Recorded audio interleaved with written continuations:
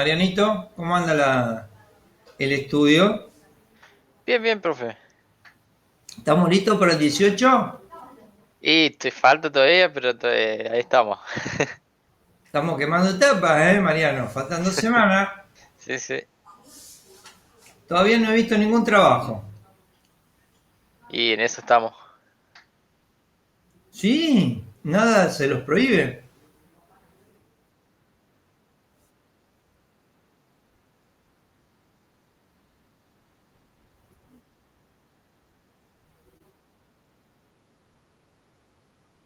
Y a medida que ustedes nos vayan entregando, nosotros les vamos a ir devolviendo las observaciones. Cuanto antes, mejor. La fecha límite de entrega es el 18, ¿sí? Pero si quieren entregar hoy no hay ningún problema, ¿eh?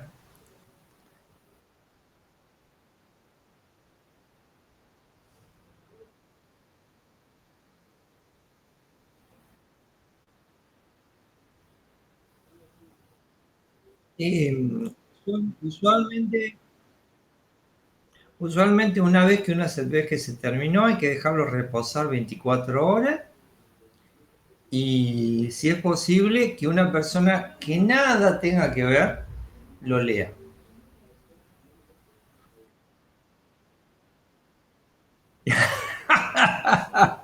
Hola, señor Ladavaz.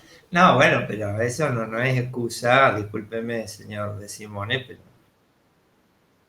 el pater familiae, o sea, la patria potestad, bueno, si bien ha sido modificada, digamos, la responsabilidad sigue. Así que, digamos, como a usted le tocará en su momento, digamos, con su prole, digamos, uno tiene que seguir, ¿vio?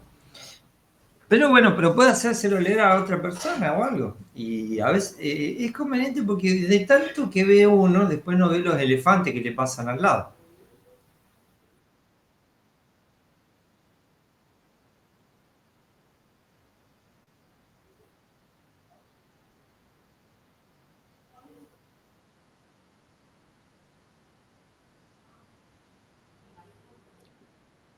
A mí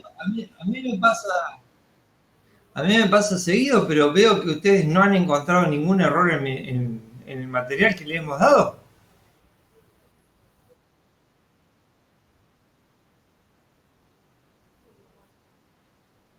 ¿Por qué? No, si yo les he pedido que ustedes me hagan las observaciones. Si justamente de un año a otro o inclusive de una clase a otra, lo voy cambiando al apunte. De hecho, ahora está la versión F que pueden descargar, ¿eh?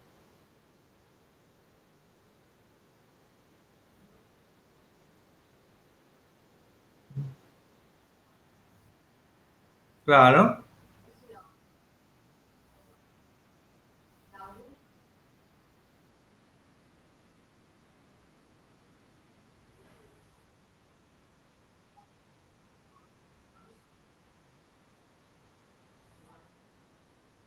Bueno, es una hermosa observación, interesante, muchas gracias.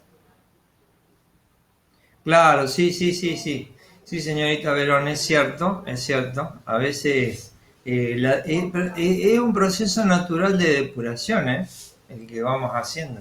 Por eso las observaciones que ustedes me hagan contribuyen a mejorar el material para las próximas generaciones.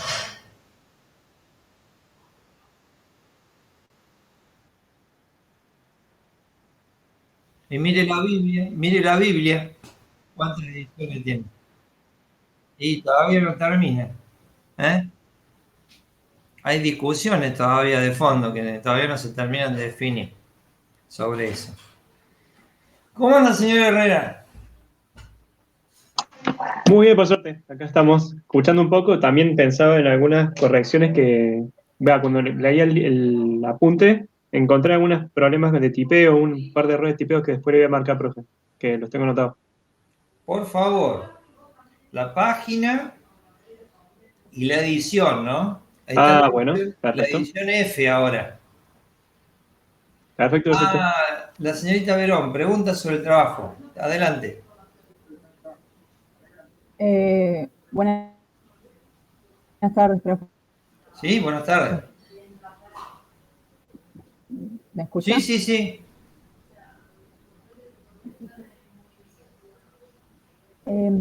Le quería consultar con respecto a un tema que es transporte comercial en el espacio exterior, que me guía un poco más o menos a qué se apunta, si es la historia, cómo se está manejando, el futuro sobre eso, A a ver, qué apunta más que nada. el grupo suyo. A ver, ya me fijo cuál era el grupo suyo, que lo habíamos definido. No me acuerdo.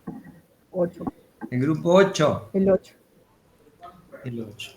¿Qué le habremos pedido? Sí, Transporte comercial en el espacio exterior. Claro.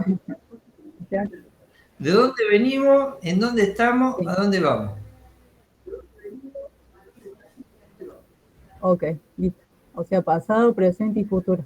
Claro. Porque eso es algo que ustedes se van a enfrentar en este Correcto. momento. Ustedes sabían, por ejemplo, Bien, bien. que hay vuelos comerciales, no solo para poner satélites en órbita, sino también ofrecen, por ejemplo, llevar sus cenizas a la Luna. Entonces, usted, bueno, quiero reposar en la Luna, bueno, ningún problema. No, no sabía. Lo llevamos y lo dejamos allá. ¿Vio? Eh, el Claro, que tiene sí. plata hace lo que quiere, como dice el refrán, ¿no es cierto? Igual está orientado a un sector, Y no, digamos, está orientado a un sector yo no lo voy a de pagar. la sociedad. No, no, no. Claro, No es muy común lo menos. mis moléculas se quedarán acá, digamos, en este entorno. Pero a lo que voy es que es una posibilidad que se está trabajando hace ya más de 10 años, no solo por el señor Elon Musk, sino también por el señor como se dice, el de Virgin Galactic, de Virgin, que es otra aerolínea. O sea, hay varios que le han apostado fuerte a esta posibilidad, ¿sí? Entonces, el tema es cómo viene la mano, hacia dónde vamos con respecto a esto, que es una nueva ventana que se está abriendo para todos ustedes. Bien, listo, perfecto. Gracias.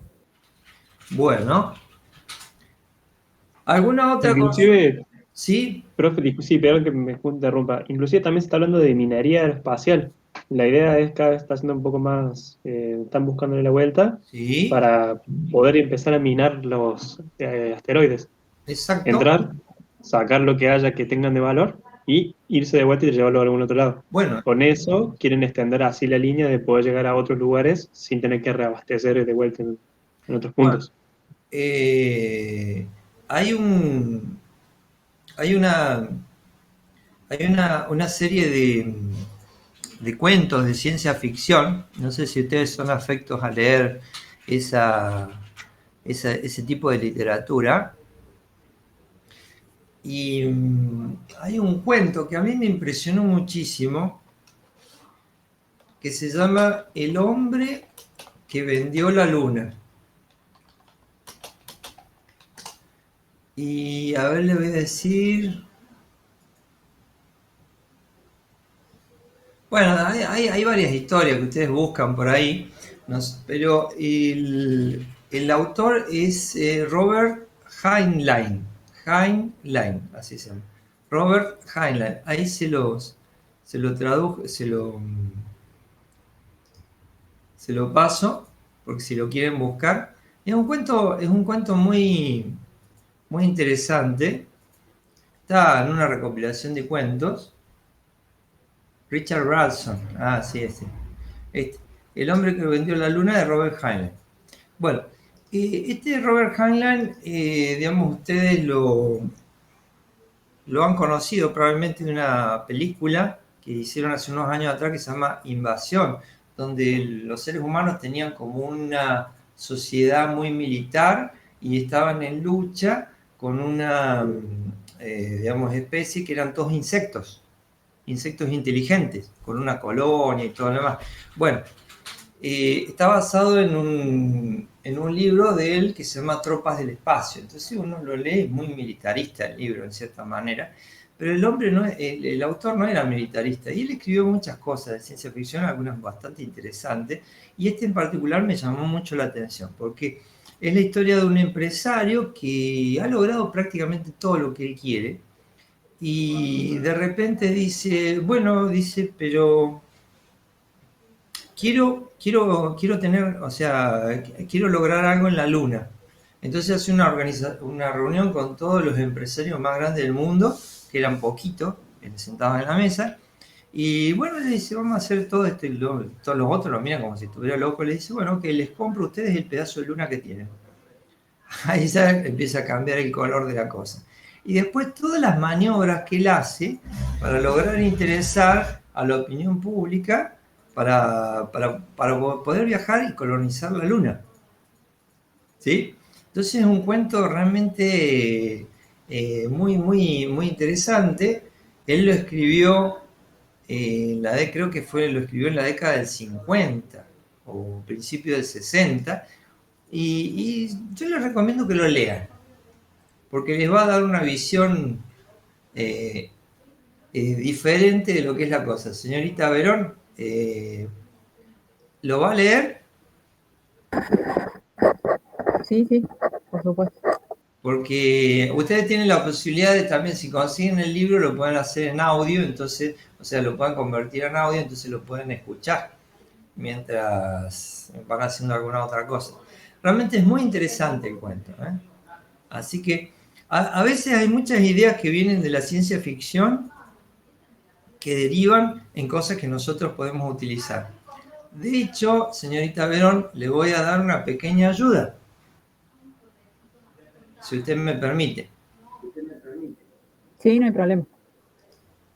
Le voy a mostrar algo que puede... A ver, lo que pasa es que...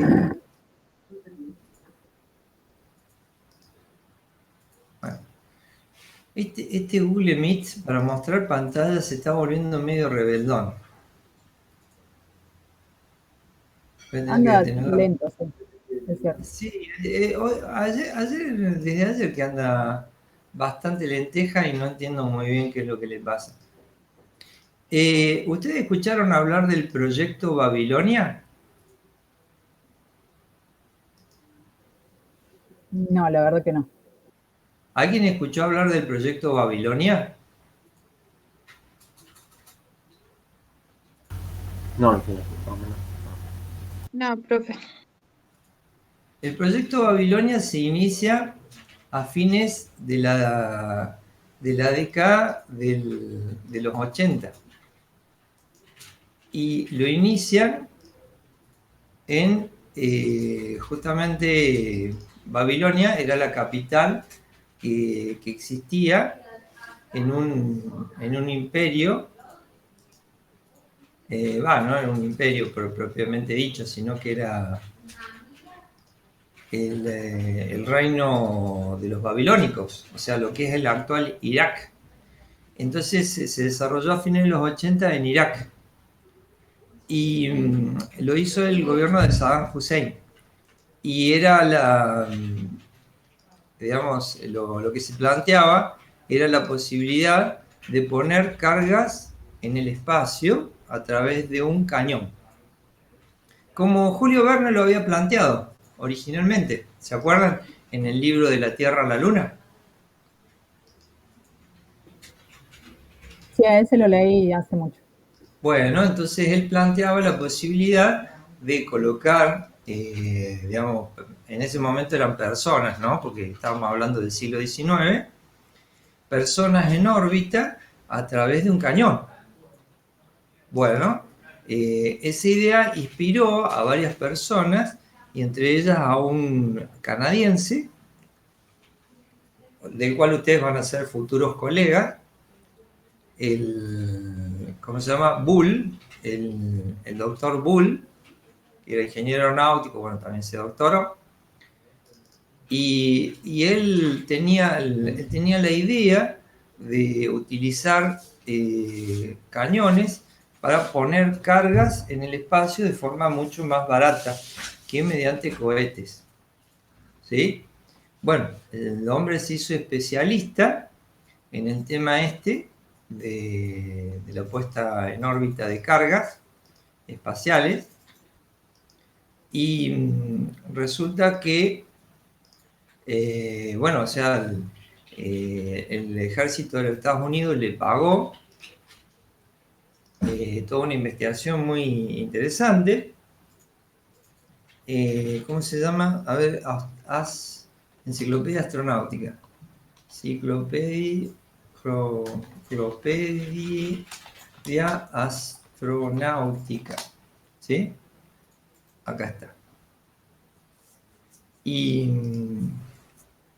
Gerard Bull. Acá está. A ver si lo encontramos. Babylon Gun. ¿Ven? Acá está. Este era el proyecto Babilonia, y bueno, o sea, él buscaba a alguien que lo financiara y lo encontró en don Saddam Hussein, que bueno, le puso unos cuantos verdes, y digamos, empezaron a diseñar y construyeron un prototipo a escala reducida de lo que tenía que ser. Pero él iba a poner en órbita baja cargas en el espacio a una fracción muy, muy reducida de lo que saldría colocarlo con un cohete. Bueno, la historia no terminó muy bien para el profesor, ¿no? Y bueno, ustedes saben que en el 90 comenzó la guerra de... ¿cómo se llama esta? La guerra del Golfo. Sí, la guerra del Golfo. Entonces las cosas no terminaron muy mal. Pero bueno, previamente Gant había estudiado muchísimo eso. Eso es lo que ustedes están viendo ahí en ese momento, es una fotografía en una de las islas del Caribe, en donde el ejército de Estados Unidos le había puesto un cañón que él modificó para hacer los experimentos con bastante éxito. El señor se hizo un súper especialista en cañones, y bueno, resulta que hubo gente que dijo, bueno, podemos aprovechar el conocimiento suyo, pero para otras cosas, ¿vio? No solo para poner cosas en órbita, sino para unos cañones que tenemos acá en esta guerra, ¿vio? No sé si nos puede ayudar. El tipo era especialista en eso. Y era muy valorado, lo contrataban de todos lados. Y la cosa, pero él quería poner cosas en órbita. Entonces, bueno, o sea, terminó con todas esas cosas.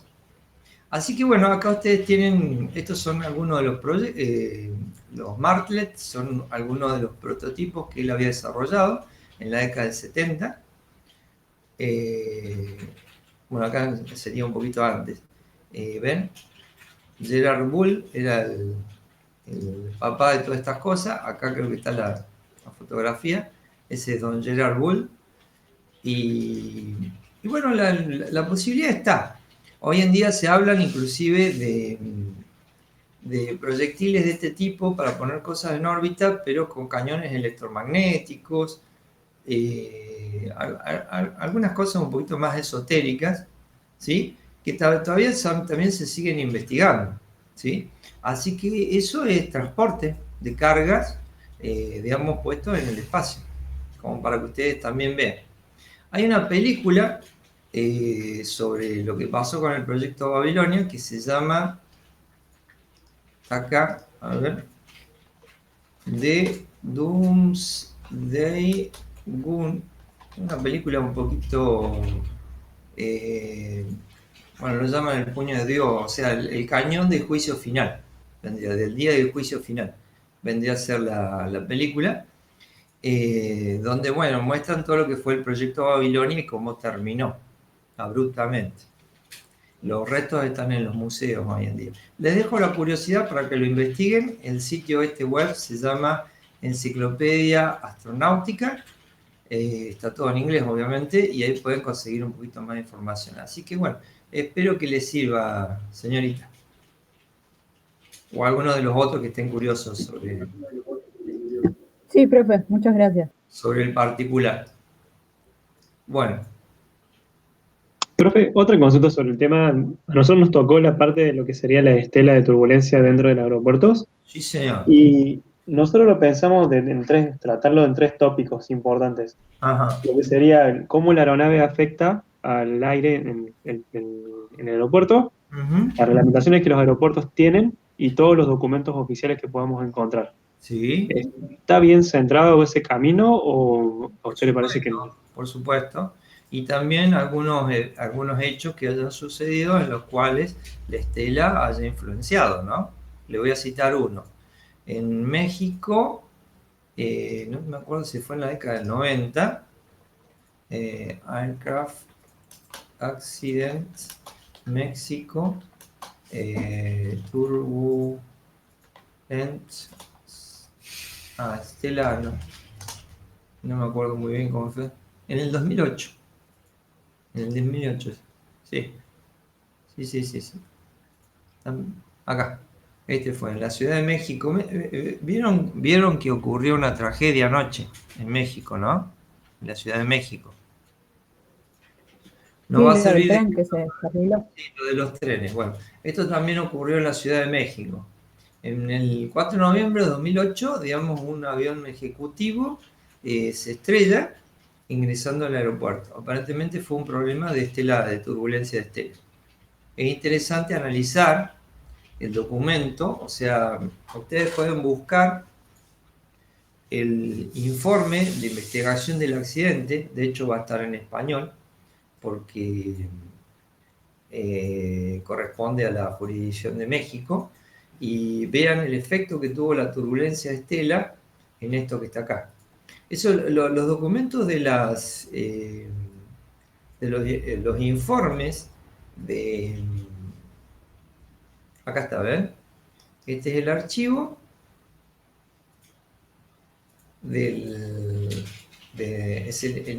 a ver si lo encontramos. El archivo de la Junta de Accidentes que trata sobre el accidente que ocurrió. ¿Ven? Acá está. Todo esto, 81 hojitas, donde describe qué es lo que sucedió y por qué sucedió. Esto es un trabajo típico de ingeniería aeronáutica, la investigación del accidente.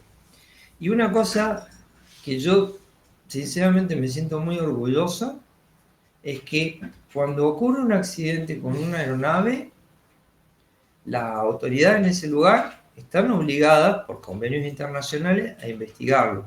Se tiene que emitir un informe y ese informe es público. O sea que cualquier persona en cualquier lugar del mundo puede acceder a ese informe. ¿Por qué? Porque lo que se busca es que, digamos, conocer cuáles fueron las causas y, más que buscar culpables, buscar remedios para que no vuelvan a ocurrir. Entonces esta información es muy importante y se consigue todo a nivel mundial. Pueden encontrar informes de Rusia, de Yugoslavia, Yugoslavia no existe más, de Grecia, de todos los lugares que ustedes quieran, ¿sí? Y utilizarlos. Entonces es muy importante y hay mucha información que está ahí, ¿sí? Y no ocurre lo mismo cuando hay accidentes, por ejemplo, un derrumbe de una casa o es un choque de trenes, un choque de colectivo. Yo no he podido acceder a informes de ese tipo, pero en la parte aeronáutica sí. No sé, señor Herrera, si le aclaré o le compliqué la existencia. No, al contrario, mejor que tener un tipo de documento así. Es más, no habíamos buscado todavía accidentes, así que esto va a ser muy valioso.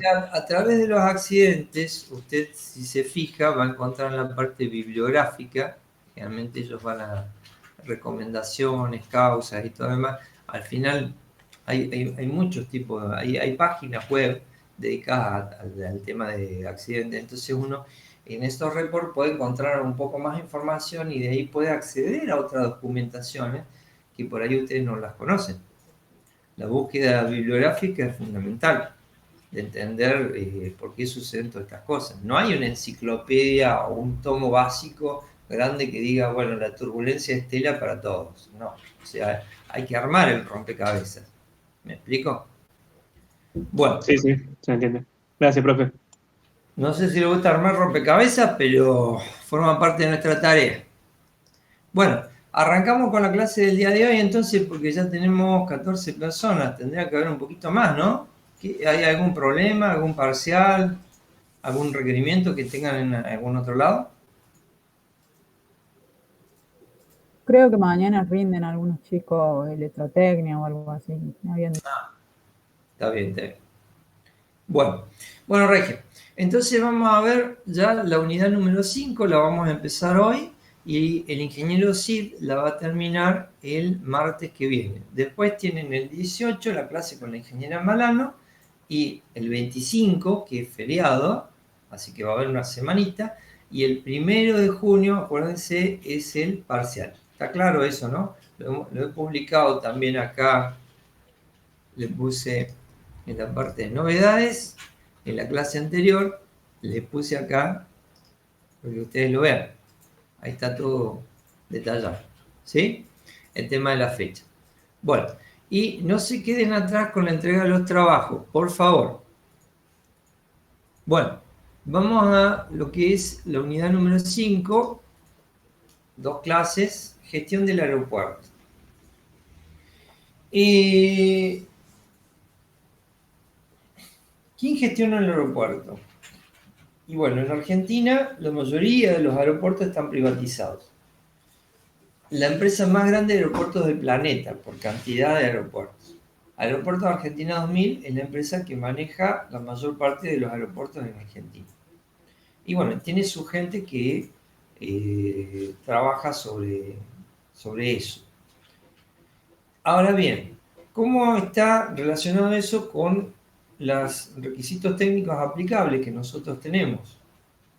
Y bueno, tenemos la OASI, y que nos emite un montón de documentación sobre eso. Aparte, bueno, en Argentina tenemos el ORSNA, se lo nombró el doctor Krause, al ORSNA. Profe, perdón, ¿puede grabar la clase? Ah, sí, disculpen. Ahí está. Iniciar grabación. Iniciamos la grabación. ¿Sí? Ahí. Bueno, el ORSNA, ¿se acuerdan?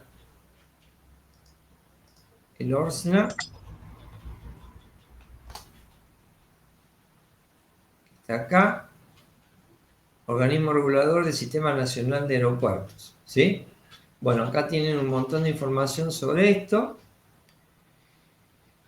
Y bueno, o sea, en la gestión se trabaja junto con las autoridades que son aplicables para digamos, todas las modificaciones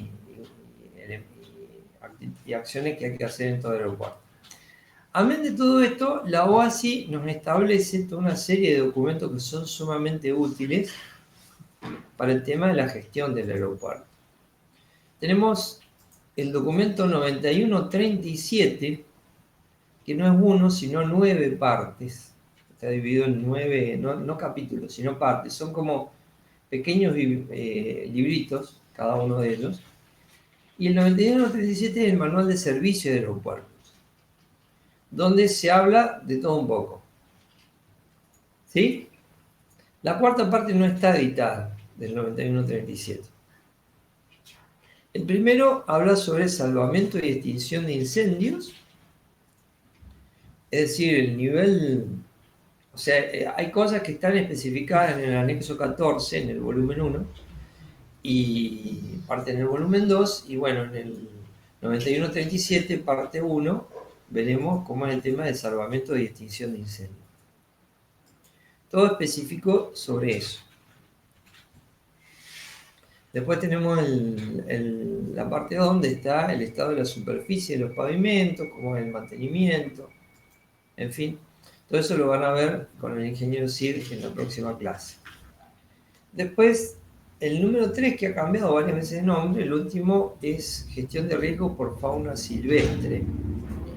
Básicamente el tema de los pájaros, que pueden alterar lo que es el normal funcionamiento del aeropuerto y provocar accidentes.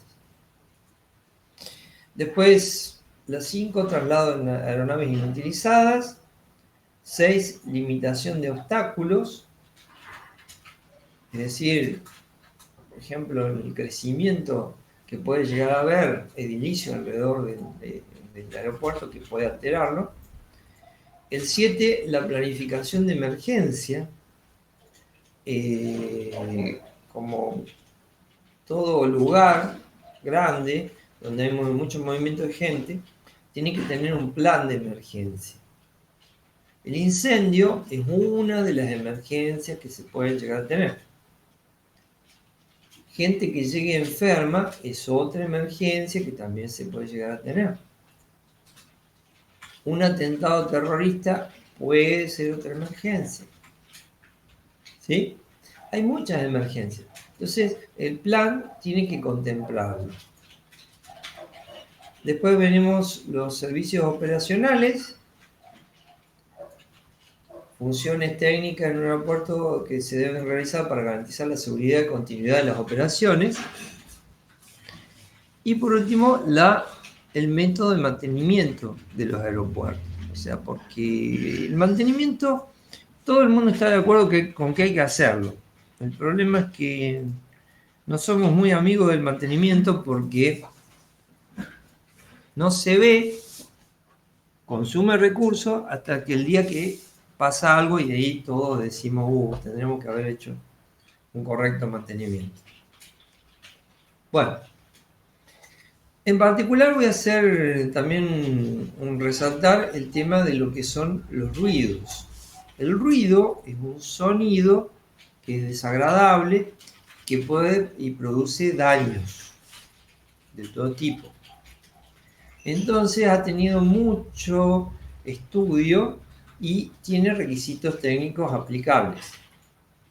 Algunos que son de la OASI, otros que son de la RAC también.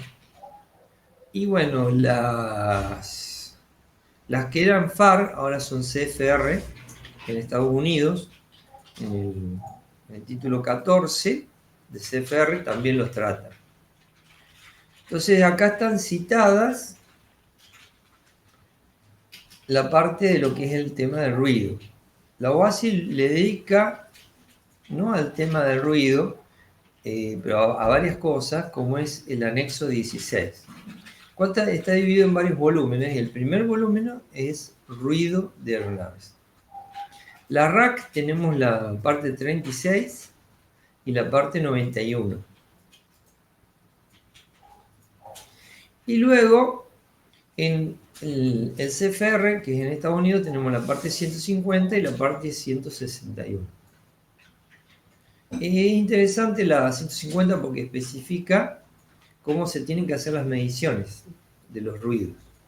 Eso lo vamos a ver un poquito más por arriba. Es una tarea que en el último congreso que tuvimos en Córdoba en el 2018, el Congreso de Ingeniería Aeronáutica, hubo varios trabajos que se presentaron por la parte de lo que es ingeniería ambiental, creo que es de la Blas Pascal, y bueno, habían varios chicos que habían trabajado sobre el tema este. Bueno, y también tenemos lo que es el tema de calidad. Bueno, por la de calidad vamos a guiarnos con un material que elaboró el ingeniero Cid. Ustedes tienen una materia sobre calidad en la carrera. ¿Ya la han hecho?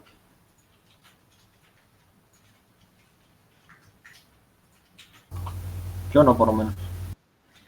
Bueno, pero han escuchado hablar sobre calidad. ¿Han escuchado hablar sobre calidad? Sí, el tema de las ISO y otras normas. Bien, por ejemplo, en sus estudios anteriores en el secundario han tenido algunas materias sobre donde les explicaban lo que era la gestión de calidad. No realmente, profe. No tuve. No han tenido, no conocen. Entonces, digamos, tienen un conocimiento muy básico.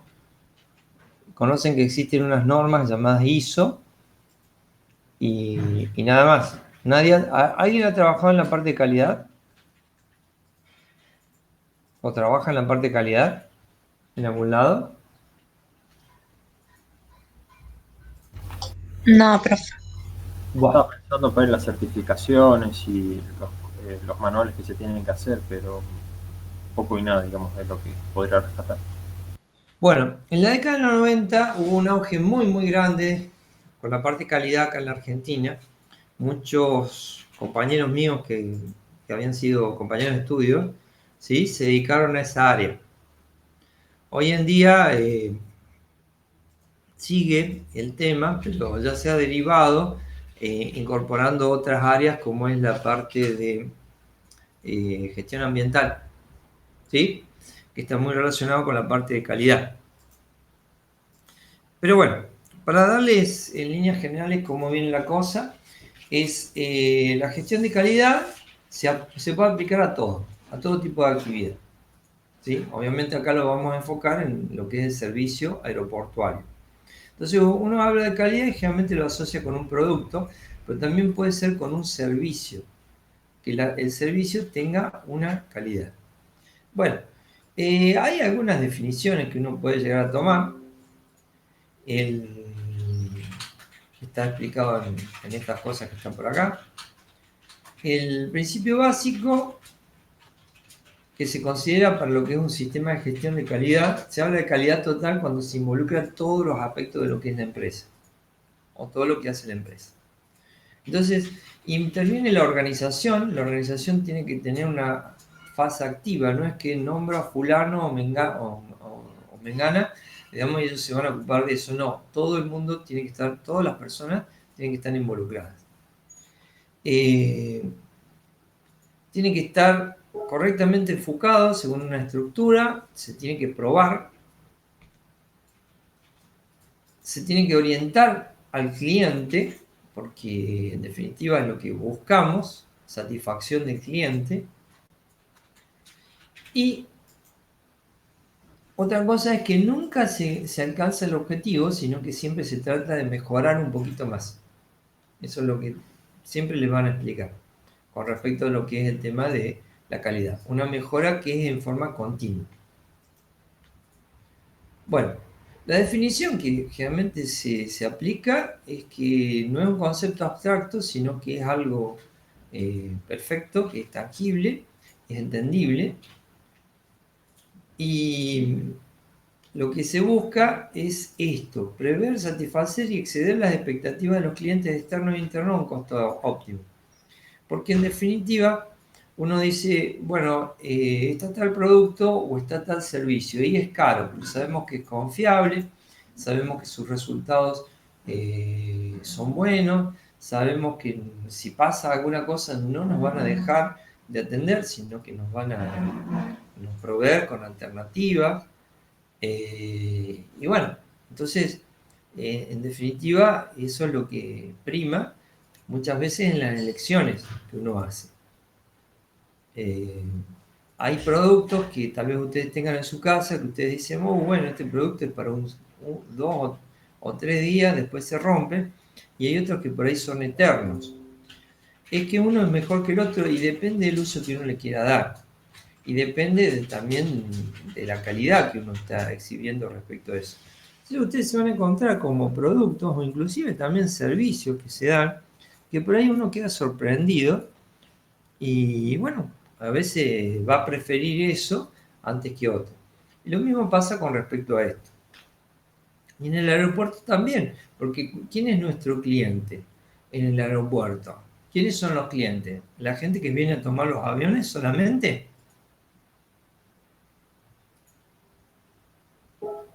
Hice una pregunta. Las aerolíneas. Las aerolíneas también.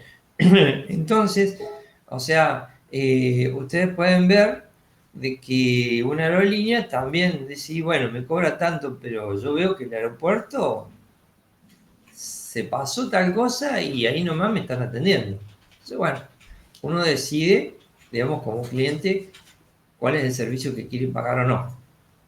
Bueno, hay modelos, acá está explicado básicamente el modelo, la visión, el sistema.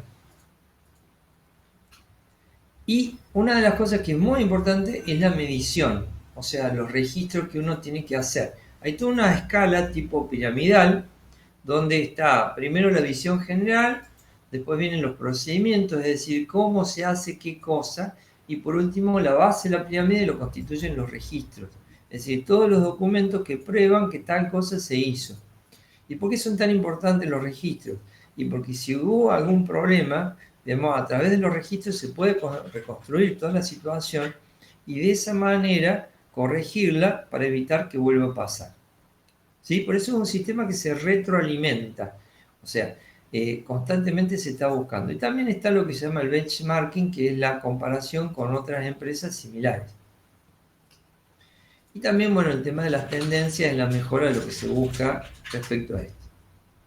Bueno, el sistema que tiene que decir, identificar las expectativas del cliente, es decir, entender al cliente, qué es lo que el cliente quiere. Definir los objetivos de mejora. Mantener esas mejoras en el tiempo, o sea, asegurar que se mantengan en el tiempo, ¿sí? Analizar los resultados y proporcionar la retroalimentación. Bueno, esto siempre se va a repetir, siempre. Bueno, está un perfil que se desea obtener, que es el que uno quiere obtener y el otro el que obtiene a través de los clientes. Por eso las encuestas que a veces se hacen a los clientes también nos permiten saber qué es lo que tenemos. Perfil de calidad relativo, grado de satisfacción que brinda la empresa a sus clientes, externo en relación al servicio y las mejores prácticas. El perfil de calidad interno es cómo opinan los clientes, el cliente interno, podría decir, los empleados que trabajan dentro de la empresa respecto a lo que están haciendo. Son 4 básicos, digamos, o sea, 3 fases, la básica: diagnóstico y planificación, lo implantan y luego la mejora continua. Bueno, está todo básicamente explicado acá y obviamente la frutilla del postre es que la calidad reduce los costos y mejora los negocios.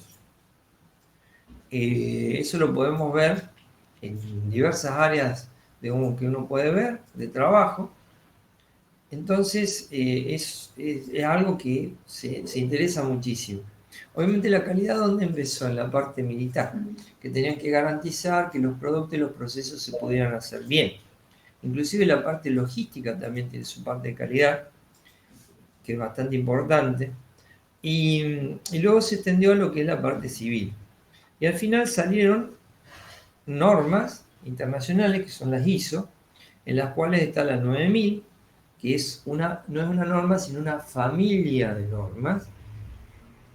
Y la 9001 dice cómo tiene que ser el sistema de gestión de calidad. Después hay otras normas sobre el tema de las auditorías.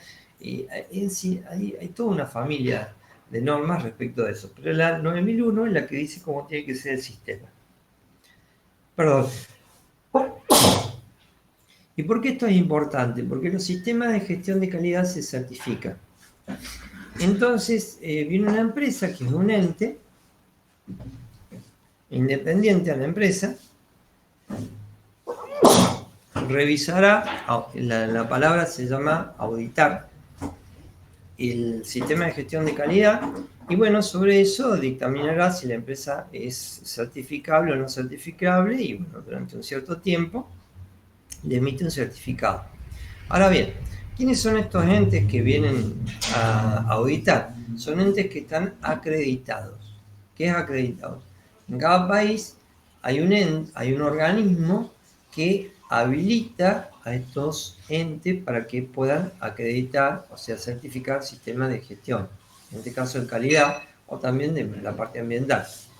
En Argentina es el OAA, Organismo Argentino de Acreditación, que está conformado con parte del gobierno y parte de la industria, de la parte privada. Entonces ellos son los que dan estas, por así decirlo, habilitaciones o matrículas a ciertas empresas, como el Bureau Veritas, TÜV, digamos, para que puedan certificar sistemas de gestión de calidad. Esas empresas van, piden toda la documentación, hacen toda la revisión y bueno, le dicen sí, no, digamos, y dan las recomendaciones en el caso. ¿Sí? Bueno, obviamente hay un grupo de gente que se va a dedicar a la parte de calidad dentro de la empresa. Bueno, La metodología de trabajo es, generalmente se define un grupo que tiene que ocuparse de estas cosas, pero el involucramiento de todo el resto de la gente también tiene que ser bastante importante. Bueno, este es el ciclo, algunos lo llaman ciclo de mejora continua, son 4 etapas, primero se planifica, después se ejecuta, luego se mide o se comprueba y sobre los resultados se hacen las modificaciones o mejoras, después se vuelve a planificar y así hasta el infinito. El sistema, a través de toda la documentación y cómo está implementado, tiene que demostrar que esto se está llevando a cabo. Acá está explicado cada una de las partes, con un ejemplo en particular, digamos, para un proceso. ¿Sí? Esto se puede aplicar en todos los aspectos de la vida. Bueno. Y al final llegamos a ese documento, los procedimientos y los registros. Y bueno, como en aeronáutica nos gusta escribir mucho, registrar y mantener las cosas al día, mis compañeros, la gente que yo conozco que empezó a trabajar en la parte de calidad, digamos, se acopló bastante fácil a todo eso. Amén de que, bueno, hay especializaciones y posgrados que se pueden hacer por la parte de calidad, digamos, que ustedes también pueden ver como una posibilidad futura, digamos, para dedicarse a esto. Siguiendo con esto, o sea, el aeropuerto tiene que tener un sistema de gestión de servicios y tiene que estar respecto a esto. ¿Por qué el tema de las normas? O sea, ¿por qué se le pide estas normas? Uno ve las normas y serán, qué sé yo, 40 hojas por ahí más o menos, tal vez hayan ampliado un poquito. No son muy grandes las normas. No tienen receta, simplemente dicen lo que debe tener. Ahora, ¿cómo lo tiene que llevar uno a cabo? Bueno, ahí viene el ingenio de cada empresa en particular. ¿Cómo lo va a llevar a cabo? ¿Sí? Algunos, bueno, adaptan de otras empresas y otros buscan su propio perfil. El tema es que cuando van a auditarlos, se van a basar en esa norma o en alguna otra. Algunas empresas, por ejemplo, las automotrices, tienen sus propias variantes. Renault tiene los EAQF, Chrysler tiene los QS, Quality System. General Motors creo que también tiene Quality System o algo parecido. Y otros directamente usan el ISO. ¿Y por qué? Para evitar el babel que se produce si cada uno hace un sistema como le parezca. Entonces las normas organizan un poquito y uno basándose en la norma va haciendo todo este sistema. ¿Sí? Bueno, eso breve y rápido como para poder entender. Ahora veamos lo del impacto ambiental, que también el ingeniero Cid preparó un material sobre esto. Acá está lo que se llama la evaluación de impacto ambiental. También está contemplado no directamente en una parte del documento 9137 de la OASI, sino en varias partes. Y la evaluación de impacto ambiental es algo que yo les había comentado anteriormente, que se hace cuando, por ejemplo, no está el aeropuerto, queremos hacer el aeropuerto, una de las cosas que se están pidiendo hoy en día es la evaluación de impacto ambiental. Se lo pide en los 3 niveles, municipal, provincial y nacional. Y si es algo internacional también. Entonces, la evaluación esta de impacto ambiental es cómo va a alterar esa obra al medio ambiente. Cómo se va a mitigar esa modificación y cómo se harán, si son necesarias, las llamadas remediaciones, es decir, las reparaciones al medio ambiente. Según este resultado, se puede aprobar, rechazar o se pueden pedir modificaciones. Pero es un estudio que tiene que ser hecho. Bien. Bueno, se hace todo una memoria y es un proceso, digamos, público y se emite una declaración de impacto ambiental por el órgano competente. Esto, bueno, apareció en el hemisferio norte, se ha expandido para todos lados. Y la evaluación siempre es para un proyecto, es decir, ya está el aeropuerto, por ejemplo, queremos hacer una ampliación, tenemos que hacer una evaluación de impacto ambiental. Es como, por ejemplo, en la parte civil también hay que hacer estudios básicos, digamos, si uno quiere modificar la casa. Bien. Bueno, hay varias partes que componen a este estudio de impacto ambiental. Declaración del proyecto, por qué se lo tiene que hacer, predicción y evaluación del impacto ambiental, modificaciones, o sea, las medidas que se tomarán para minimizar los efectos, ¿sí? Y las variables ambientales, o sea, los indicadores que se van a tomar, porque uno dice, bueno, ¿cómo voy a medir todo este efecto que se está produciendo? Y bueno, por ejemplo, emisiones de ciertos gases, algunos, no sé, efectos en temperatura, en viento, y cómo está todo asociado con el tema de la legislación.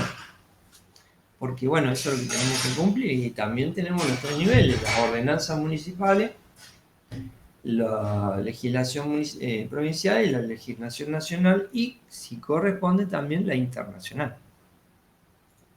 Entonces, bueno, ustedes ven que no es una cosa que se pueda hacer de un día para el otro, hay que estudiar bastante, pero es un área también factible de trabajo.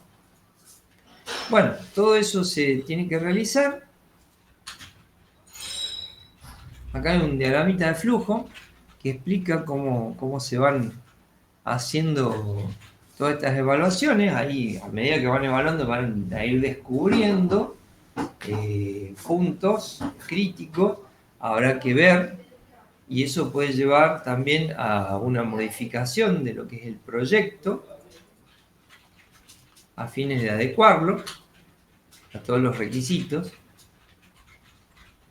Y bueno, algunos aspectos para tener en cuenta es, por ejemplo, el tema de la demanda. ¿Cuánto territorio se necesita con respecto a esto? En el aeropuerto ustedes vieron que es fundamental que no es solo el área que ocupa el aeropuerto, sino todo lo que lo rodea también, por todo el impacto que eso está produciendo. Está la señorita que es de Bolivia, digamos, y que nos ha hecho ver en el aeropuerto de La Paz la importancia que tiene todo esto que rodea al aeropuerto. Fíjense, por ejemplo, bueno, algunos lugares como esto. Pobre hombre ahí en Saint-Barth, que le pasa la avioneta muy cerquita de la moto. Otros lugares que son bastante complicados para poder aterrizar. Otros lugares como Madeira, donde tuvieron que extender la pista y hacer toda una construcción artificial para poder llegar. Barra creo que es allá, ese que está en Escocia, un aeropuerto que es sumergido por el agua durante parte del día y después se despeja para que puedan aterrizar. Gibraltar con su avenida que cruza el aeropuerto. Bueno, no tiene mucho territorio que digamos. Bien. Y todo lo que va a producir, digamos, la obra, porque ustedes se pueden imaginar que si hay gente que vive por ahí cerca, o digamos, también animalitos, el movimiento del suelo, ¿ven? Todo eso va a alterar notablemente durante un cierto tiempo hasta que la obra se concrete. El tema del impacto que producen las aves, porque si justo nosotros estamos construyendo algo en un lugar que está justo en una ruta de migración de aves, es como que es un problema grande que vamos a tener. Las aves no van a cambiar su forma de vivir de hace miles de años, y porque nosotros queramos hacer digamos una construcción de un aeropuerto en ese lugar. Entonces es un temita bastante importante. Fíjense, por ejemplo, los efectos que produce el impacto de aves sobre aeronaves. Ahí en la izquierda, un avión de caza con un impacto en el parabrisas, el otro en la nariz del avión, donde, bueno, la ave se ha destruido completamente, pero por la energía que tenía, el daño que produce es bastante importante. La ingesta, en el caso de los motores, que bueno, si bien los motores se diseñan para poder tolerarlo, pero se puede producir un daño grave. Recuerden el caso de Río Hudson, hace varios años atrás. ¿Han visto la película? Sí, el aprendizaje en el río por el Capitán Zulo. Bueno, y todo por los gansos, eso que estaban pasando. Sí, bueno, es una que la pudieron contar, pero hay otras que no la pudieron contar, lamentablemente. Entonces el tema de las aves y objetos que pueden estar en el aire son bastante graves. Porque ahora resulta que están las aves naturales y las aves artificiales. Y que están de moda. Exactamente, y ya han ocurrido incidentes. Por ejemplo, bueno, acá una pequeña ave que... Yo le iba a contar profe, repita por favor, cuando no la escuchamos. no, yo le iba a contar, profe, que allá hay otro aeropuerto en donde justamente pasaba que también había muchas aves por donde está ubicado el aeropuerto. Y ellos primero, no recuerdo bien qué hicieron para que esas aves despeguen la pista y bueno, lograron que despeje. Al poco tiempo las aves seguían como al final de la pista y ellos hacían sonar una bocina para poder despegar, o sea, que vuelen los pájaros primero o las aves y poder despegar. Ajá. Pero al poco tiempo se han acostumbrado las aves a ese sonido, así que no sé después cómo habrán hecho eso para evitar las aves. Bueno, estas cosas, la evaluación de impacto ambiental las tiene que tener en cuenta. ¿Sí? Porque una vez que ya construimos, la obra se llevó a cabo y es un problema que hay que acarrear por siempre. ¿Se dan cuenta? Entonces, como dice el refrán, una hora de evaluación y estudio me ahorra 100.000 horas de correcciones en el futuro. La regla del 1, 10, 100.000. Bueno, muchas gracias por el aporte. Seguimos con esto. Bueno, acá, por ejemplo, esto lo encontró el ingeniero Cid. Casos reportados, me imagino que debe ser por acá en Argentina, ¿no? Porque entero no, entero el Uruguay, bueno, todo Sudamérica. En Brasil, parece que ha ocurrido mayor eventos de este tipo. Y esto las aves artificiales, ¿sí?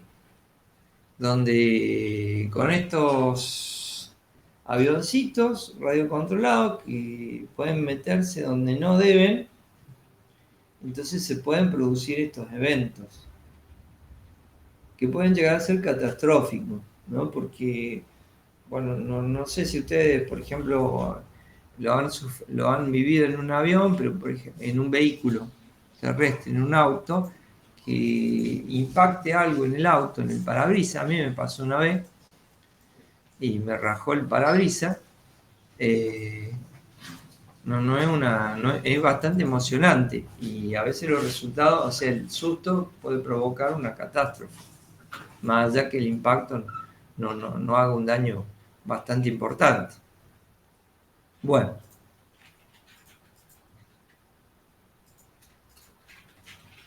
Sí, no sé qué quiso decir con eso, pero bueno.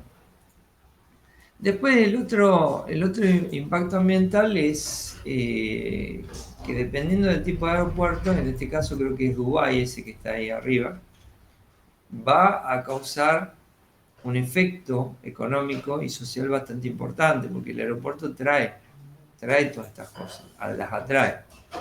Entonces, se producen cambios que son muy importantes, crecimientos marginales en torno a las instalaciones. En este caso ahí, la foto de más abajo me parece que es en Buenos Aires y estamos cerquita de lo que es Aeroparque. Entonces, ya se modifica muchísimo y pueden empezar a crecer la población alrededor del aeropuerto, lo cual tiene sus problemas. Como las incompatibilidades, es decir, o sea, el aeropuerto va a producir ruido, y entonces la gente que edificó y construyó ahí al lado, como estábamos viendo en alguna fotografía en la clase pasada, se va a ver afectada. Entonces, y bueno, pero nos molesta el aeropuerto. Bueno, pero el aeropuerto, digamos, también trae sus cosas positivas. Y ahí viene el concepto de lo que se llama la huella acústica, que es la zona afectada por el ruido que provoca el aeropuerto. Nosotros podemos buscar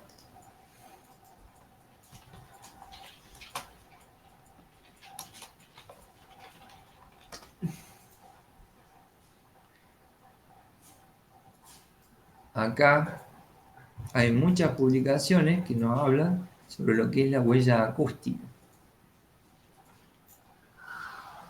Entonces ustedes pueden ver, por ejemplo, estas imágenes, o esta que está acá, ¿ven? Donde está la pista, o las dos pistas, y ahí están marcados los niveles sonoros que se van percibiendo. El rojo es el nivel más alto, y luego todo el efecto que se va produciendo en las zonas aledañas. Esto es un estudio que se tiene que hacer, se hace con mediciones, pero también hay software tipo estadísticos que permiten, según los tipos de aeronaves, determinar este efecto. Obviamente las condiciones atmosféricas también influyen muchísimo en este tipo de huella acústica, las condiciones orográficas. La Tierra no es completamente chata, sino que tenemos montañas, colinas, en fin. Entonces, estas cosas tienen que ser investigadas. Esto es un área de especialización, ¿eh? No es solo confiar en el software, sino también hay que hacer mediciones.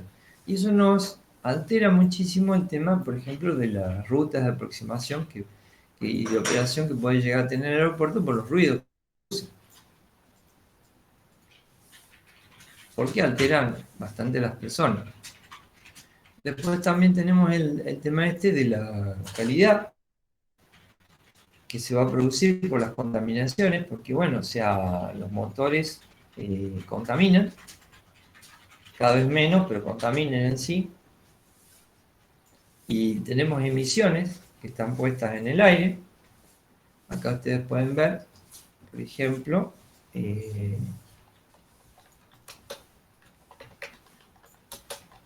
contaminación. Otro día leí una noticia sobre esto. Esto está tomado del diario local, de la ciudad de Córdoba, y hay estaciones que están ubicadas acá. ¿Ven? En estos tres lugares, donde acá están efectuando algunas mediciones, en este caso de partículas. Pero habría que ver qué otras mediciones también hacen, ¿no?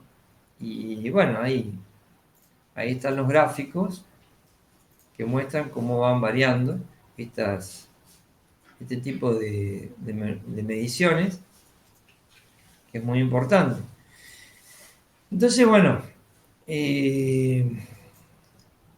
la parte hidrológica también, y cómo puede afectar la construcción a todo lo que es la parte del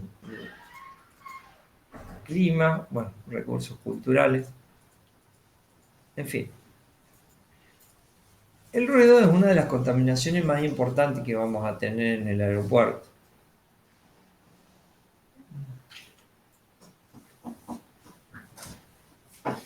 Como ustedes pueden ver, o sea, todo el impacto en sí es bastante importante.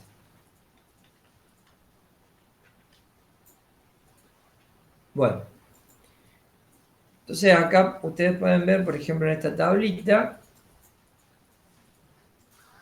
un medio, la alteración, acciones, fases, técnicas de previsión, o sea, todo eso va a ser evaluado en el informe que se hará de la evaluación de impacto ambiental.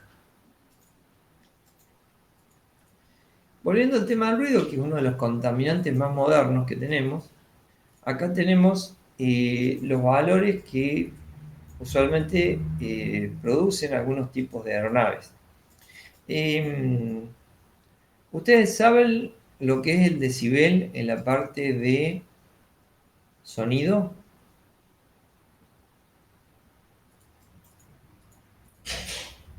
Sí, profe. ¿Sí lo conocen? Bueno, los decibeles es una medida de la intensidad que tiene el sonido.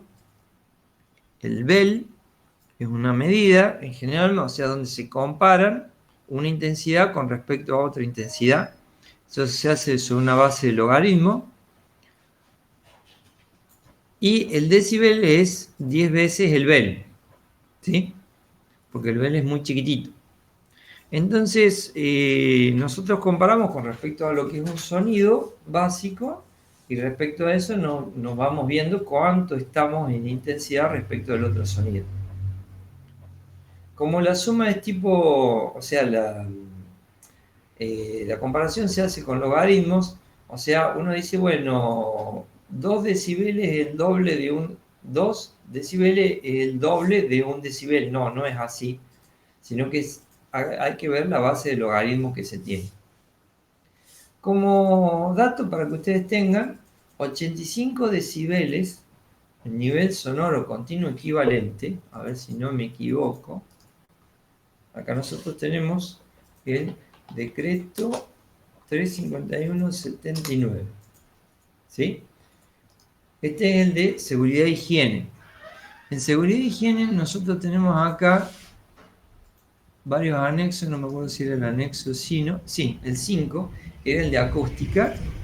Entonces, acá se especifican, por ejemplo, los niveles que no tienen que excederse en un lugar de trabajo que uno tiene. Y existe, digamos, lo que se llama el ruido continuo o el ruido intermitente y el ruido de impulso. El ruido continuo es el que estoy sintiendo todo el tiempo. Todo el tiempo. ¿No? Y el impulso cuando se produce en un momento determinado. Bueno, se especifican acá los valores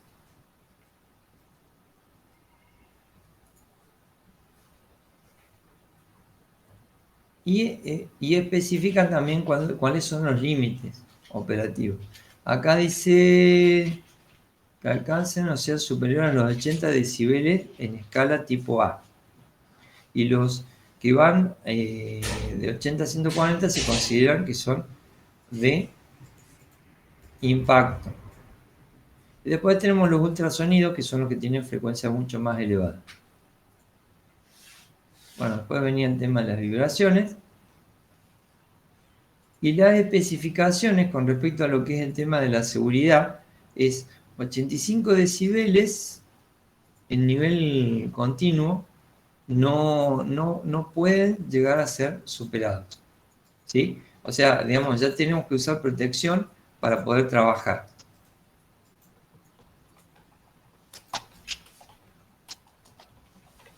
Y 85 decibeles es un ruido bastante alto como para ser tolerado. Entonces, como para darles una idea, acá tenemos una persona. Vamos a ampliarlo en la imagen un poquito. No se ve muy bien acá. Busquemos algo de mejor calidad. Esta me parece que está mucho mejor. Más o menos. Esta está mejor. Ahí la tenemos. Fíjense lo siguiente. Niveles de intensidad de sonido. Un despacho con un ruidito de fondo, esas oficinas donde uno iba a hacer trámites anteriormente, 50. El tránsito, pero no en la ciudad de Córdoba, 80 no tenemos. Y va subiendo cada vez más. En un despegue de un avión, por ejemplo, pueden llegar a considerarse hasta 150 decibeles. ¿Sí? Es bastante grande. 85 en general es el límite operativo que uno se le toma para cuando lo tiene que soportar en ruido continuo y ya es elevado y hay que usar protección. Y arriba de los 100, ya 120 prácticamente no hay protección que aguante, digamos, para estar en el lugar en donde uno tiene que estar. o sea, de trabajo. Entonces ahí ya no puede estar la persona presente porque el daño que se le produce es bastante grave. No solo en la parte auditiva, sino también en otras partes del cuerpo. ¿Ven cómo están ahí? Altera muchísimo el tema del ruido, sobre todo cuando uno lo tiene que tolerar con mucha frecuencia. Y generalmente se mide en lo que se llama el nivel sonoro equivalente, es decir, si ustedes hacen, por ejemplo, un gráfico de lo que es la intensidad del sonido, en el tiempo van a ver que puede presentar ciertas regularidades y después se puede llegar a alterar. Entonces, así como en el electrotécnico ustedes tienen ¿cómo se llamaba? La tensión efectiva, ¿sí? Cuando ustedes tienen una corriente que es oscilante, ¿se acuerdan? Bueno, lo mismo se hace con el tema del ruido. Entonces se integra y se saca un nivel equivalente efectivo de ruido. Cuando ese nivel supera un cierto valor, digamos, ya la persona tiene que usar protección para no sufrir daño. Bueno, hoy en día el tema del ruido es algo muy importante, sobre todo desde el punto de vista que la gente utiliza estos aparatitos que son los auriculares para escuchar música. Y bueno, si se exceden, pueden producirse un cierto daño. Y también tenemos mucho ruido. Ustedes van, por ejemplo, en el centro de la ciudad, en las mejores épocas, el impacto, la contaminación de ruido que hay es muy elevada. Y en un aeropuerto no es chiquito. Entonces uno ve, por ejemplo, estos valores que tenemos acá y son bastante importantes.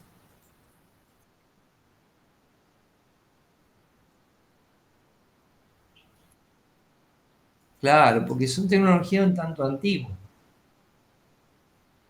Claro, el Backward Element también son tecnologías muy, muy antiguas, 113, ¿ven? Y a medida que se va evolucionando, se va bajando el tema del ruido. ¿Sí? Se le va bajando hasta ciertos límites.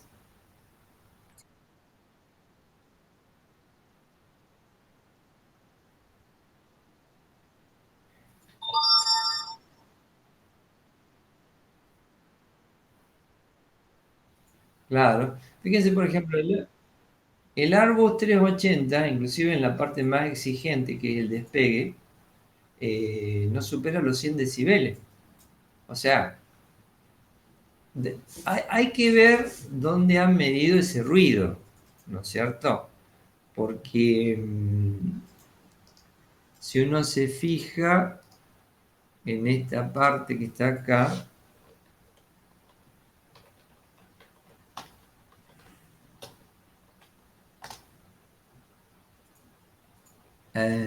aircraft noise,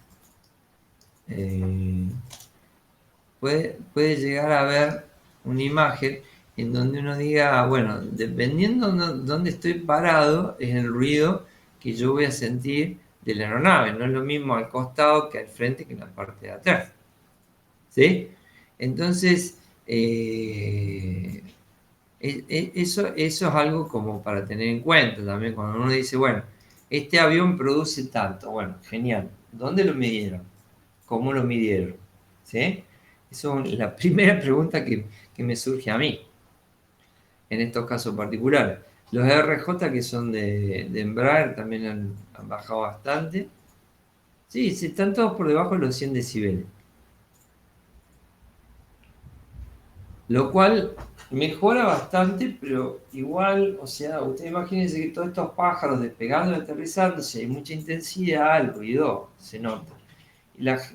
Y eso afecta todo lo que está en la ubicación. Hasta que no descubramos otro medio de propulsión que no haga tanto ruido, vamos a tener que andar con cuidado con respecto a estas cosas. Bueno, esta es una tabla que encontró el ingeniero Sid, donde habla de relaciones psíquicas, vegetativas, acción auditiva, mecánicas, según los niveles de decibeles a los cuales puede llegar a estar expuesto. Ojo, digamos, una cosa es el ruido continuo y otra cosa es el ruido impulsivo.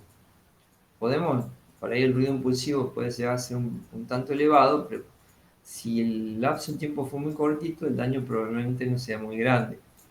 Pero el ruido continuo a veces, digamos, puede producir bastante y sobre todo alteraciones de tipo psíquicas, ¿no? Cuando uno está escuchándolo durante mucho tiempo. Bueno, toda esta evaluación se hace, tiene que revisarse cada tanto, o sea, no es que lo hicimos una vez y ya está, ¿no? Sino que periódicamente hay que hacer estas evaluaciones y medir, porque todo esto también afecta a lo que es la calidad del servicio que tiene el aeropuerto. Entonces, así como existe un manual de calidad, existe un manual de gestión ambiental, está basado generalmente en las normas ISO 14000, que también es una familia de normas, o sea, las 14000 no es una norma, sino una familia de normas. También es certificable y es usual que cuando se certifica calidad también se certifique gestión ambiental. Eso nos lleva a tener también gente dedicada a todo esto. Y bueno, las mediciones que se hagan de la gestión ambiental son también importantes porque muestran cómo se va evolucionando en los procesos y en los servicios que se están brindando. Así que, bueno, son áreas de estudio, de especialización, que también se pueden llegar a tener dentro de lo que es la carrera. Volviendo a la parte de atrás, como yo les decía, en el tema de ruidos, tenemos especificaciones muy válidas para esto. Acá tienen 253 hojas del anexo 16, volumen 1, sobre el ruido de las aeronaves, con los requerimientos que se le pide, cómo se mide el ruido, ¿ven? Niveles máximos, dependiendo de los tipos de aeronaves. Cada tipo de aeronave va teniendo un capítulo en este anexo. Los aviones supersónicos, por ejemplo, tenían un detalle bastante importante con respecto a esto. Y después, bueno, o sea, la RAC parte 91.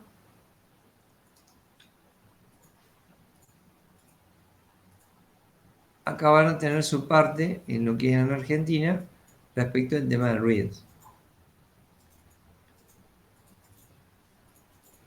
Si buscamos acá, ¿ven? El límite de ruido de operación, que está por esa partecita que está ahí. Bueno, la medición de ruido se hace con diversos tipos de dispositivos, que son usualmente los decibelímetros, y vuelvo a repetirles, es una especialidad. En seguridad e higiene, por ejemplo, en el posgrado, nosotros tuvimos una asignatura sobre eso. De hecho, también nos habilita para el tema de la medición de ruidos. Hay que tener el equipo, hay que tener la experiencia. Es un área de especialidad dentro de la especialidad. Bien. En la parte de simulación hay algunos trabajos que se han hecho, inclusive en la parte de la Universidad de La Plata. Ellos tienen un grupo que hacen estudios de este tipo. Hubo un alumno nuestro que fue de intercambio allá en La Plata e hizo su trabajo final referido al tema de la huella acústica que se tiene en un aeropuerto. Él hizo una evaluación en Mendoza. Un trabajo bastante lindo. Bueno, siguiendo con esto, vamos a ver brevemente algo que ya estuvimos viendo en la clase pasada, que era la gestión energética de los aeropuertos, donde vimos que la importancia que tiene la energía en el aeropuerto.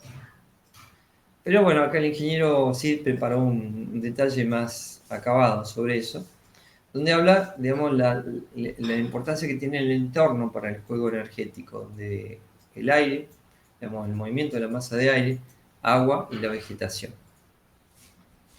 En el caso del aire, indispensable para el funcionamiento de las máquinas. El agua también, porque el juego energético en sí que nosotros tenemos es, por ejemplo, masas de agua nos permiten alterar un poco lo que es la parte del clima, y por ahí no es tan exigente, sobre todo en épocas de verano, los sistemas de aire acondicionado que se necesitan para regular la temperatura en el interior de los edificios. Bien. Y el tema de la vegetación, también que ayuda a reducir el consumo energético que se tiene. Bueno, las fuentes de energía que tenemos o sea, puede ser una externa o puede ser interna. La energía eléctrica es la más empleada. Estamos viendo torres de distribución y una subestación transformadora, donde también están todas las computaciones que se hacen. Fuentes internas como combustibles fósiles de tipo líquido o gaseoso para alimentar las máquinas que se necesiten. En la fotito de la izquierda tenemos los tanques de almacenamiento de combustible. Fuentes de energía renovable, como sería por ejemplo el tema de la geotérmica, o otras como sería la solar, para poder ahorrar en el tema de iluminación, por ejemplo, o generaciones alternativas. Y la eólica, que también se puede llegar a aprovechar. O combinados. Y, digamos, uno tiene que hacer un mapa energético de consumo de energía, es decir, qué es lo que va a consumir energía en el aeropuerto. Y generalmente se lo dividen en dos partes. Las instalaciones de ayuda, aproximación, aterrizaje y rodadura, que tiene un acrónimo que es el AAR. Acá tenemos las radioayudas y las ayudas visuales. Y después está el otro que es el IC, India Charlie. Serían las instalaciones comerciales e industriales que se tengan en el aeropuerto. El tema de ayuda radioeléctrica ya lo estuvimos viendo. Estos grupos siempre tienen que estar alimentados, o sea, no pueden detenerse. Por eso estaba el paquete de baterías extra que se le coloca en algunas de estas radioayudas para que se alimente hasta que se restablezca el sistema eléctrico, ya sea por un sistema interno o un sistema externo. Bueno, tenemos ayudas tipo radar, después estaban los ILS, el BOR, el MLS, que lo habíamos marcado también. Eso es una antenita de ILS, la que está ahí. Bueno, el MLS que tenemos acá. Y después las ayudas visuales, donde teníamos todo el sistema de balizas que colocamos, luces de aproximación, en fin, los distintos tipos de sistemas, categoría 1, categoría 2, categoría 3. Bien que habíamos visto algunos videos. Los sistemas dependientes de planeo, indicadores visuales dependientes de planeo, el T-Basis, el AT-Basis, el PAPI. Acá está el PAPI.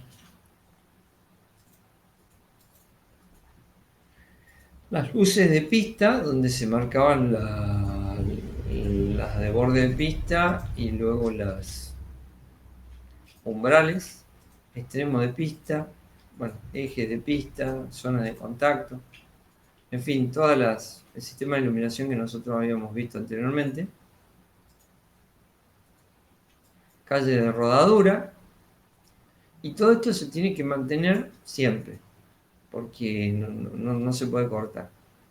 Luego viene el otro grupo, que son las instalaciones comerciales e industriales, donde tenemos, por ejemplo, grupos de servicio, como sería la parte de, digamos, sala de primeros auxilios, bomberos, en fin. Y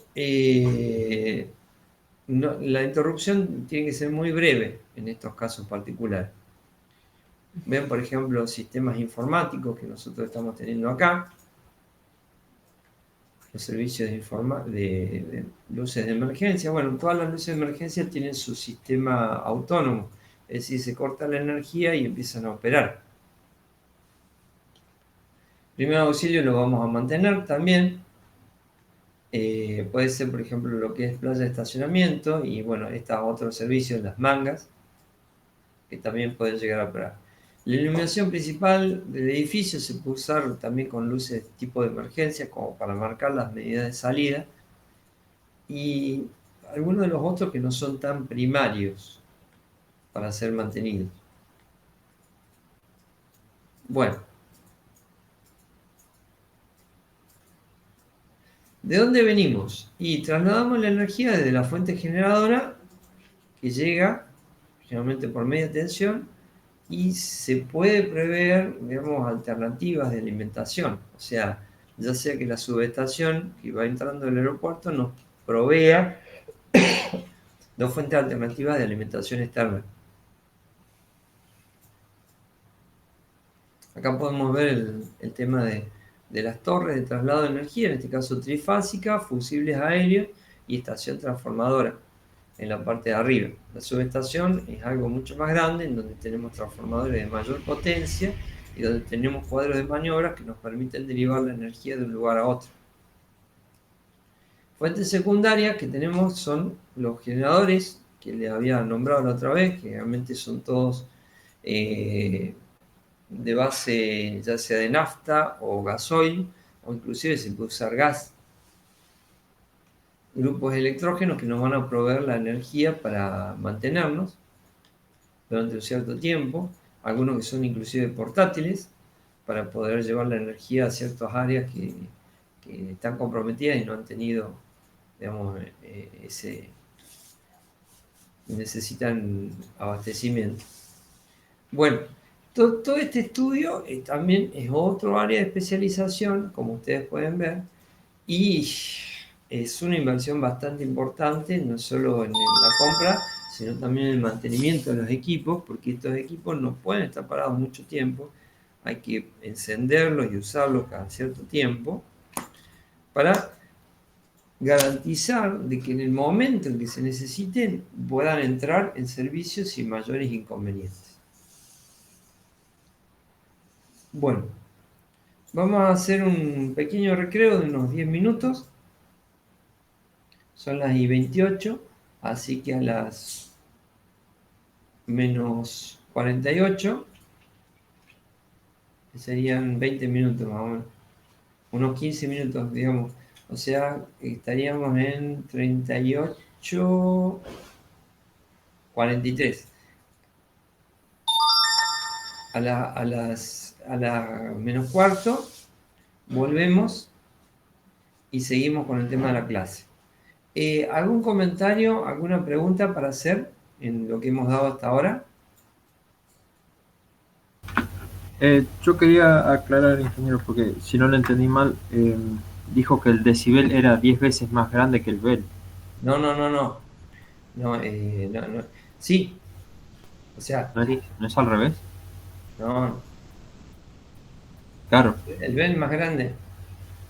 Ah, bueno, entonces me equivoqué Claro, es mal. una décima parte Entonces del me del equivoqué mal. Busquémoslo acá. Decibel.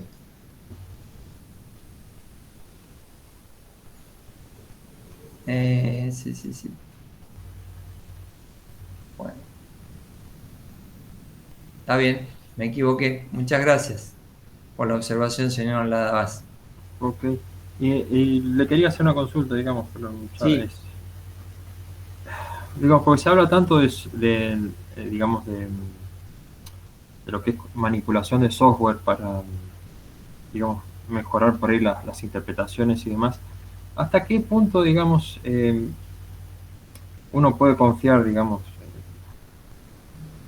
con cierto criterio, digamos, digamos, es una cuestión más de depender de él o simplemente a nivel pericia, digamos, porque hay muchas veces que parece que se prima, digamos, lo que diga la máquina por sobre, digamos, otros estudios que se puedan hacer. Supóngase el caso de un túnel de viento contra un estudio en CFD. Bueno, una pregunta muy interesante. Voy a tratar de ser cortito y al pie. Gracias. Usted tiene lo que se llama una verificación y validación. A ver si encontramos algo sobre esto. Verificación y validación. ¿Sí? Bien. Si lo buscamos en CFD, ¿sí? Sí.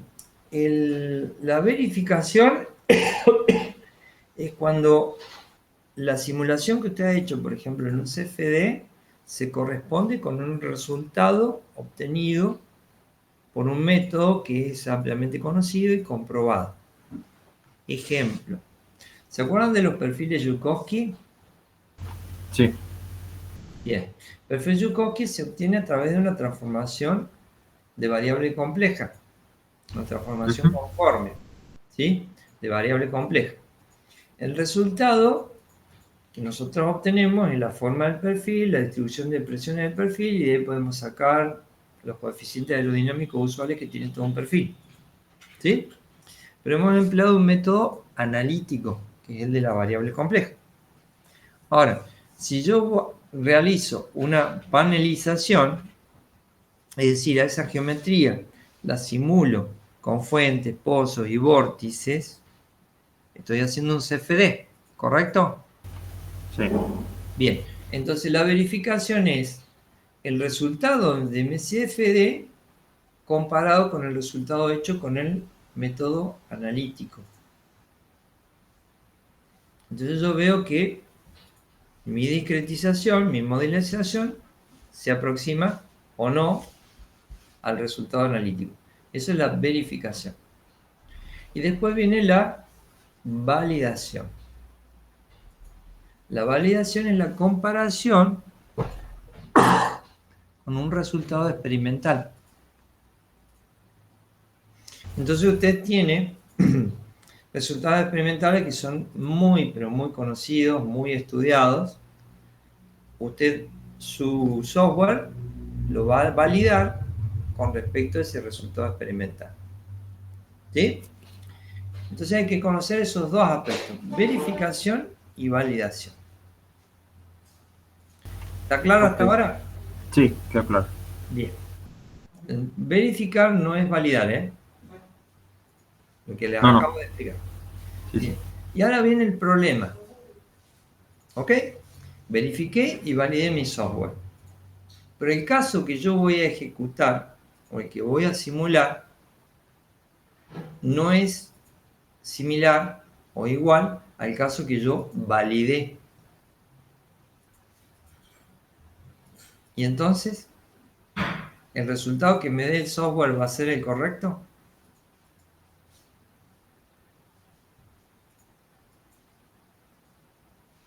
¿Qué opinan ustedes?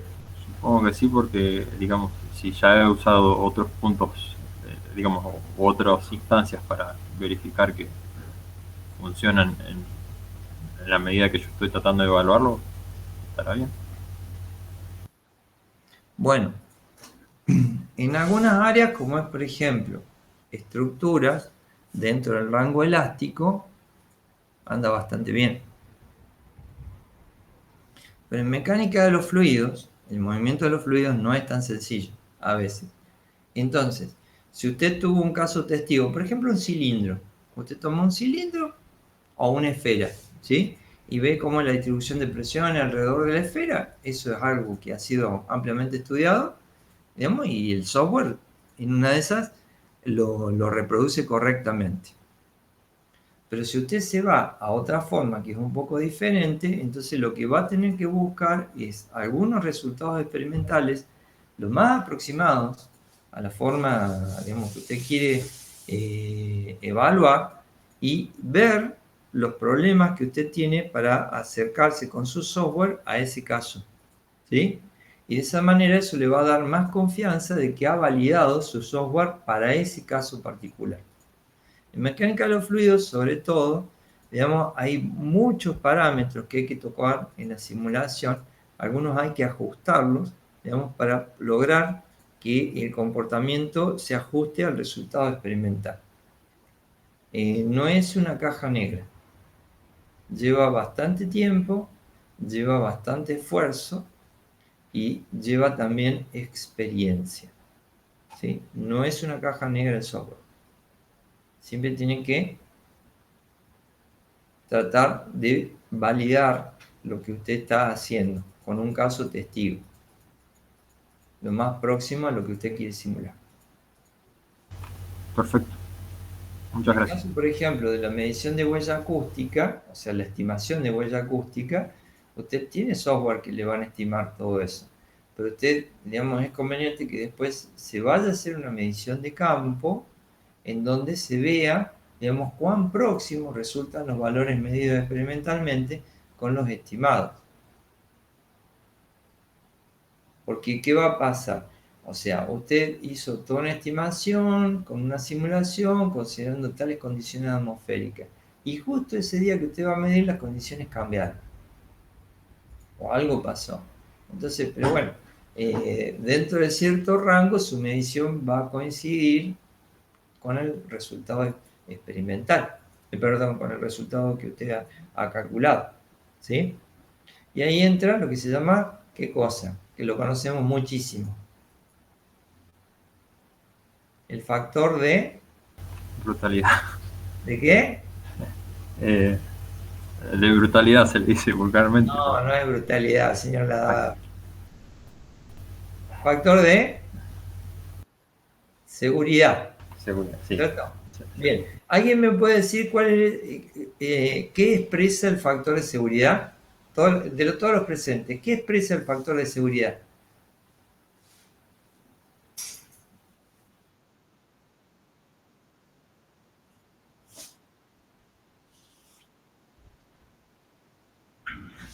Ah, ah, sí, sí. No, pero ese es el límite operativo. Yo estoy hablando del factor de seguridad. El factor es un numerito que me multiplica algo y bueno, ese numerito yo lo llamo factor de seguridad. Es decir, por ejemplo, 10 kilonewtons, ¿no es cierto? Usted pone el límite en 10 kilonewtons. Y a ese valor lo multiplicamos por un factor de seguridad. ¿Sí? Como para darle un poquito más del requerimiento. Sí. Póngase. ¿Es así es correcto lo que estoy diciendo? ¿Qué opinan? Entiendo que sí. Usted sí, y el resto de la gente, ¿qué opinan? Sí, profe, es un margen para sobredimensionar un poquito. Bien. Y ahora la pregunta es, ¿qué representa el factor de seguridad?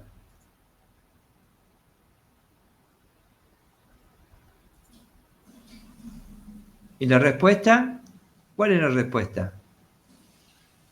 Y cuánto más allá del límite operativo puedo pasarme, ¿no? Bien, bien, pero no me está respondiendo.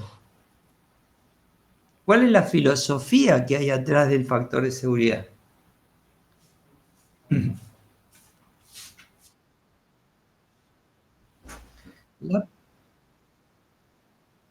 ¿La precisión del cálculo?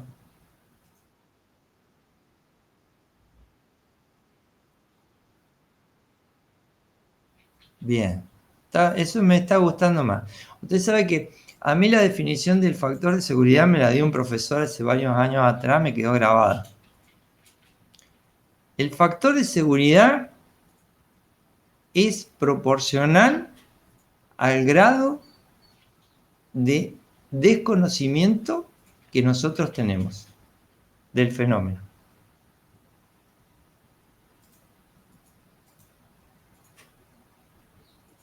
A ver, si mi factor de seguridad es 1,1 y otros dicen, no, vamos a usar un factor de seguridad 1,5, ¿qué es lo que se está expresando en ese caso? Si me voy al 1,5 en lugar del 1,1. Muy bien. Y confianza. ¿No es cierto? Exacto. Exacto, muy bien. Ahora, ¿en qué influye, cuál es la diferencia entre un factor de seguridad de 1,1 a un 1,5 desde el punto de vista económico? ¿Por qué?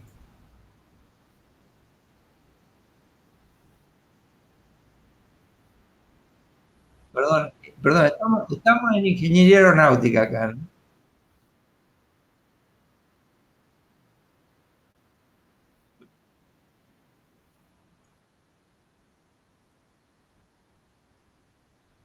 No solo el peso, sino la complicación en general. Estamos hablando de un factor de seguridad en todo tipo, no solo en estructura, sino estamos hablando en cualquier otra faceta.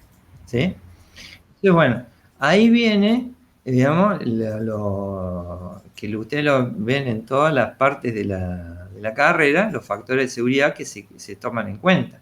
Entonces, bueno, cuán certera sea la estimación que ustedes hagan, cuán confiable sea, digamos, va a ser más reducido su factor de seguridad.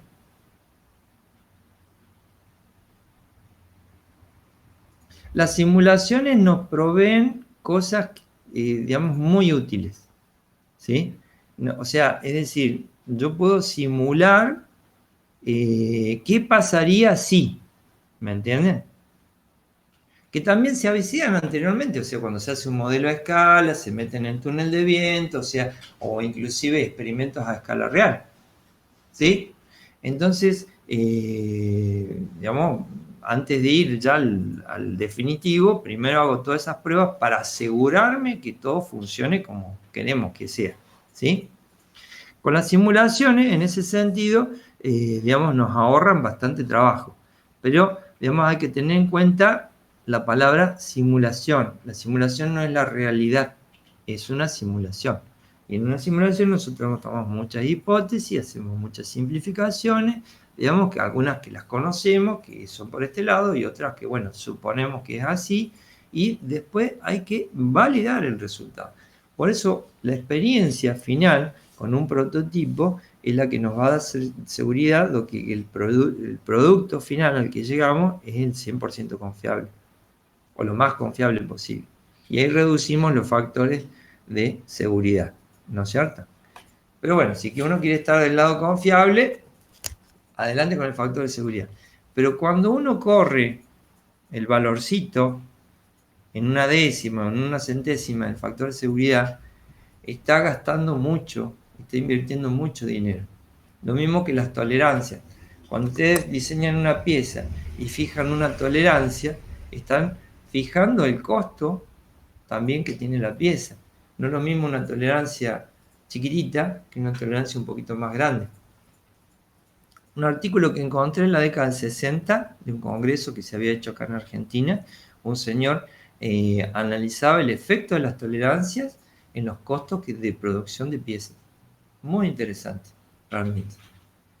Y bueno, y para terminar con el tema de las simulaciones, son muy buenas, son muy útiles, hay que estudiar, hay que practicar y hay que tener experiencia, ¿sí? Y siempre preguntarse de validarlo, digamos, con algún otro resultado. O sea, nunca aceptar 100% los resultados que da una simulación. Por lo menos en mi punto de vista.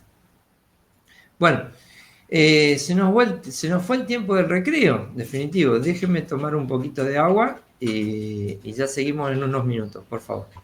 Vale, gracias.